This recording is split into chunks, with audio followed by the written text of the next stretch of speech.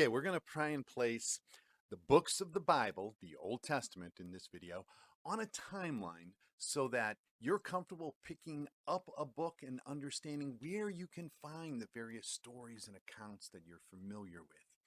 Here's your library of the Old Testament. You can see it's broken into some sections.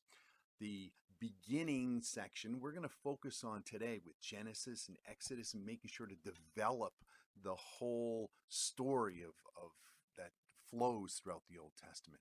We will flow into the period of history where there's kings and kingdom, and you'll see on the bottom shelf here there's major and minor prophets, and we'll see that they're kind of interspersed throughout. So our goal is for you to be able to pick up a book of the Bible and have a general sense of this timeline we're going to follow. So interestingly, Genesis 1 through 11, at the beginning of Genesis, it's kind of hard to put on a timeline. This is where you're going to find the stories of creation, the revealing of God's relationship with humanity, what people are asked to do, and stewarding and caring for this world, and to trust God in a pure trust relationship. We know that that gets broken. There's a breaking away and a casting out from God's presence of humanity. And there's a downward spiral that we're going to see revealed as we follow along in the beginning of the Bible here, where even a brother in his sense of jealousy finds that it seems good to him to murder to solve his problems. What do people do with God's blessings? That's kind of shown here. And take God's blessings and build kingdoms for themselves. So this is the beginning of the relationship with God and humanity shown. However, in Genesis chapter 12, it makes a leap. There is a character, Abram, that listens to God and he does what God asks. And there's a promise given to Abram of one that will come from his line. We follow his line through the rest of Genesis. Here's the patriarchs, some of the stories you're very familiar with. Abraham, Isaac, Jacob, Jacob's 12 sons, who then go on to be the names of the tribes of Israel, the 12 tribes of Israel. And Jacob has had his name changed to Israel by God.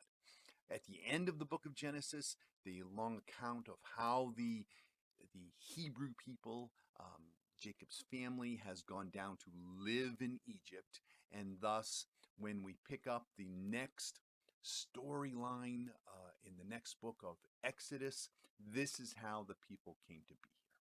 So the Exodus, 400 years later. We're going to follow that for the next 4 books. So the first 5 books of the Bible are covered right there. The next 4 books, there's going to be an unveiling of all that takes place in this time period in Exodus, Leviticus, Numbers, Deuteronomy, and they're going to walk through the stories that you're familiar with from movies. Moses called to lead the people out of Egypt. There's the plagues that take place, the Passover event where death will pass over the people of faith, and they are freed and able to be out of bondage and out into the desert, and they follow God through the desert. Here he shares his law with them, and here is where in the book of Leviticus you might think you're reading an architectural plan. And it's for this tabernacle, this tent of meetings, a picture of being able to be in God's presence through this system of sacrifice and shedding of blood. So the first 5 books of the Bible, Genesis, Exodus, Leviticus, Numbers, Deuteronomy, are this story. In Deuteronomy, Moses tells again the second telling of the whole flowing of the Hebrew people through this time in the desert until they do enter into the promised land. And that finishes the first 5 books of the Bible. When we pick up the Bible, that first 5 books Genesis, Exodus, Leviticus, Numbers, Deuteronomy, that's where all that developing of the God's people as the Hebrew people take place. Then we launch into this next time period. There's the time period of the judges before they are a kingdom. They're in the Holy Land. Then all those books, the Samuel, Kings, Chronicles, that's all about the times of the kings and kingdoms. And then interestingly, they end up getting wiped out, and there's a time period of them returning after the kingdoms. So that's kind of a quick rundown of all that before we launch in looking at it. The prophets are going to be overlaid over this same time period. So getting a handle on that timeline will help us see that whole bottom row as well. So we continue to follow the timeline. There's the kingdoms. They're in the Holy Land now. They're developed as a people. They start a capital city at Jerusalem. There's the whole telling of the turning of the tabernacle, the tent of meetings, into a building, and they have the temple. Life is centered around that. There is a strong national identity until they come to a fork in the road. Here is where, after Solomon, there is, and there's nothing new under the sun, Rehoboam wants to impose taxes still on the northern tribes after the temple is finished, and they decide to split. And so from here on in, there's not one country anymore, there's two. Israel is the northern kingdom, Judah is the southern kingdom. And that's important for you to note. As you're reading through some of those sections of the Kings and Chronicles, which country are you talking about? And there's prophets that are, some are sent to Israel and some are sent to Judah. So those are things for you to watch out for as you're following this time period. And here's where the majority of the prophets are preaching. And Israel, the northern kingdom, eventually stops kind of paying their vassal tax to Assyria, and Assyria comes and wipes them out, and they are no more. There's just the southern kingdom. All right, so where are we at in the library? Quick review. We've covered the first 5 books of the law, or the Torah, and then we've gotten into the history section. Right now, we're in this part right here, Samuel, Kings, Chronicles, and these various prophets, which are going to be in your library kind of after that. Now we come to the southern kingdom. Judah also gets wiped out. So what is there going to be? There's in a period of exile.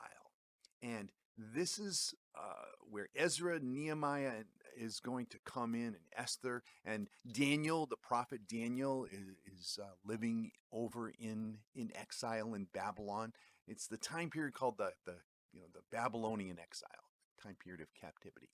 But they do eventually return. And that's what's described in Ezra and Nehemiah, the return and the rebuilding of the second temple.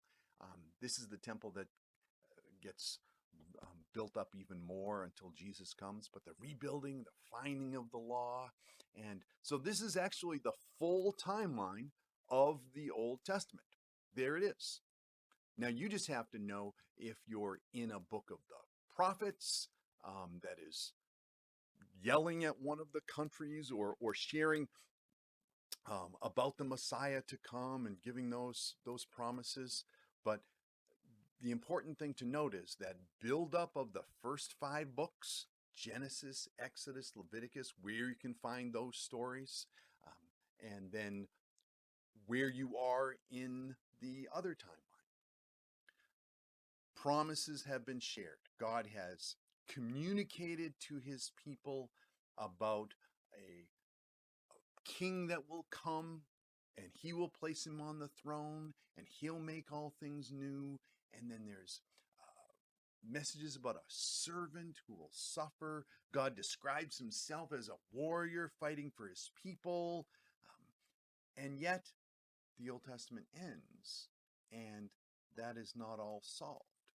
Okay, so here's your library. Here is your library. The major and minor prophets at the bottom, they're major just because they're larger books, minor because they're smaller books. But 400 years later is the start of the New Testament.